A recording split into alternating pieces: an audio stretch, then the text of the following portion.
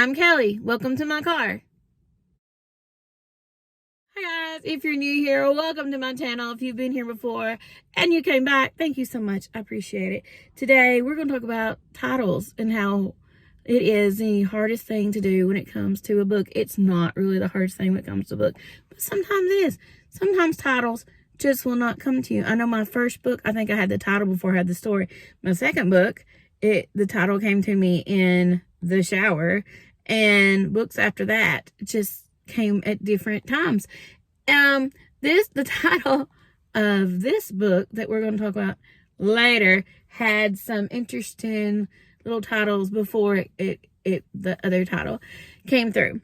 So, titling your book, what are some things you want to look for? Well, you want to look for your genre.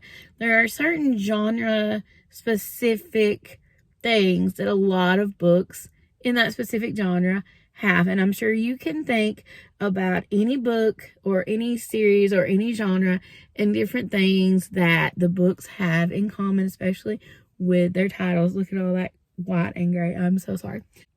There's a lot of different or similar titles in different genres is what I'm trying to say. I did a poll on Instagram. I asked if you could tell the genre based on the title. Most people said yes. Some that you know that, hey, maybe I want to watch this or maybe I want to read this book. Thinking of watching titles of TV shows, titles of movies. Armageddon kind of made me want to watch it.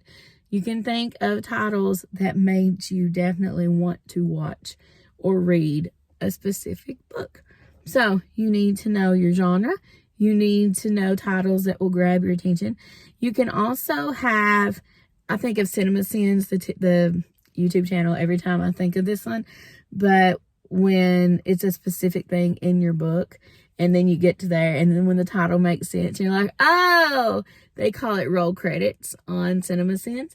So yeah, you can have your roll credits moment where when the title actually finally makes sense. That's a really cool moment too. That's one of my favorite things when the title makes sense to a book. So that's the third thing.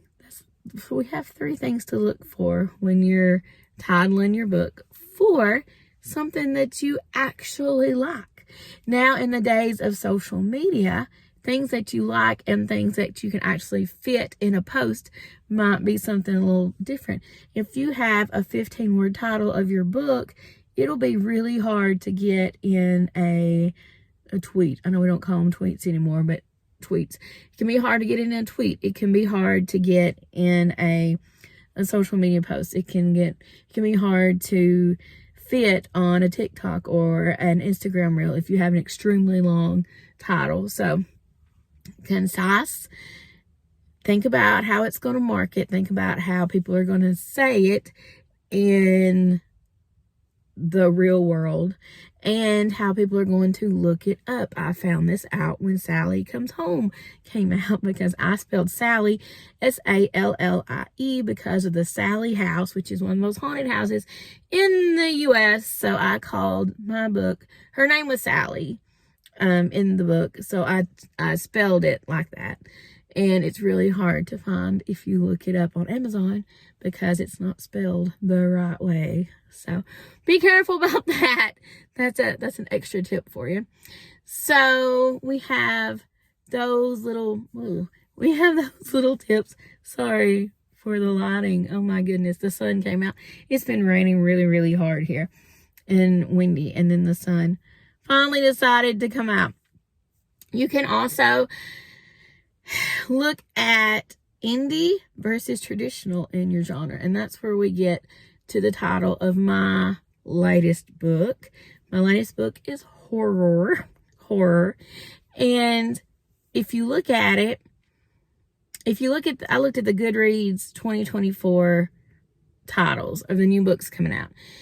Mine does not fit any of them. And it kind of made me sad because I went through a lot of different titles for this book. First, I named it The Estes Method, which is very niche. If you don't know what the Estes Method is, it goes back to one of the things we talked about before.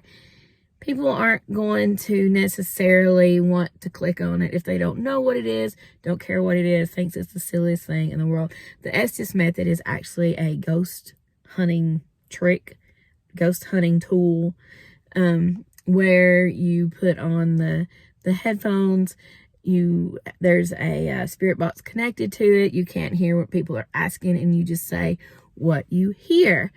I've done it twice. It's completely scary. And apparently I thought I needed to write a book about it because it bothered me so much. So anyway, it was originally called the Estes Method. It had a title. It had a book cover. It's beautiful. I may still write another book called the Estes Method and use that cover because it's really pretty. So, but I moved on from that one because I thought, okay, after Sally, I really thought about things. So I was like, okay, I can't use that. So since this book is about 2 celebrity internet ghost hunters who coerce this woman who has abilities that she doesn't like to use into using her abilities to find the soul of the woman that used to ghost hunt with them that one or both of them love. I mean, you can't put that in a title. I was going to name it Horror Tube, the beginning. Because on here on YouTube, Horror Tube is a thing. It's one of the most awesome parts of YouTube. All the horror creators, horror books, horror movies are fantastic. I love them so much. But then I thought maybe YouTube might not like that too much. And again, that might be a little too niche. I wasn't really sure. But I'd already had the book cover. And I'd already changed it. And I'd already had the book cover for the new title. But then I got to looking, and one of the 2024 releases is called a horror movie.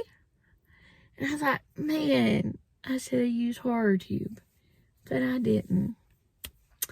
Anywho, so I went and looked at the indie horror books. And if you ever look at the indie books, the titles usually go more with the genre, just so the algorithm, the search engine, the whatever will pick it up and show it to more people.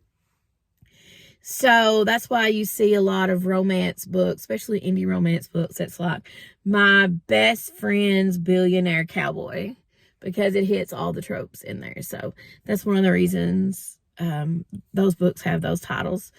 So I looked at the indie horror books. I looked at the kind of trends in the indie horror sections. And I came up with the titles for my new trilogy.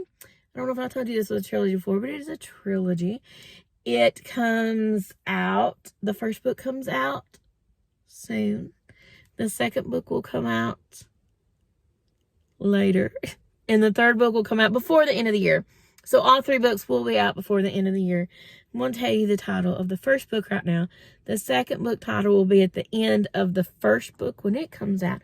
And we'll talk about that, in other videos.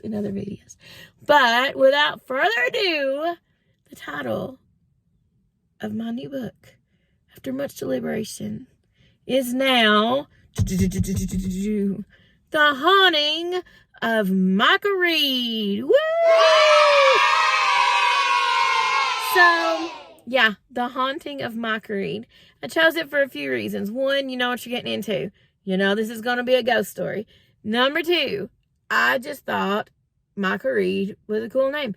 Micah Reed is the main character of my girl main character. I know Micah is usually a boy's name, but I really thought it was a cool name to give my lady main character. So her name is Micah Reed. She's haunted. She's haunted by having to go to these places to find these ghosts. Like I said, she was manipulated by these internet ghost hunters who are going to put her on their channel to find the spirit of their lost love, possibly, of a few of them. And yeah, so that's why it has that title. and I love it. It will always be called the Estes Method to me. I'm just not going to lie. It's always going to be called the Estes Method to me. In all my files, it has the Estes Method. I still like HorrorTube. I might use that on a book title someday. But The Haunting of Micah Reed really fits this story because she is incredibly haunted. And she is very, not just haunted by, there's some hauntings going on, let's just say. And then the second book title really goes well with it. And the third title especially does. So that's the title, The Haunting of Micah Reed. I hope you like it. I'm excited. I really like it. And the cover is amazing. I can show you in 2 weeks. The cover reveal is in 2 weeks. Can't wait to show you. Oh my gosh, friends. It's going to be amazing. And yeah, thank you for going on this rambly journey with me. I hope that you got something out of it. I hope you love the title. Tell me in the comments how you name your books. Do you look at trends? Do you look at genre-specific titles? Do you look at whatever you want to name it? You're going to name it because your book, which is very valid. Alright guys, I will see you in the comments. I will see you in next week's video where I think I want to talk about my one word of this year. Unless I think of something else, which I might do too. I'm not real sure. But I do know in 2 weeks is the cover reveal. So excited. Can't wait to show you. And I will see you in the next video. Bye.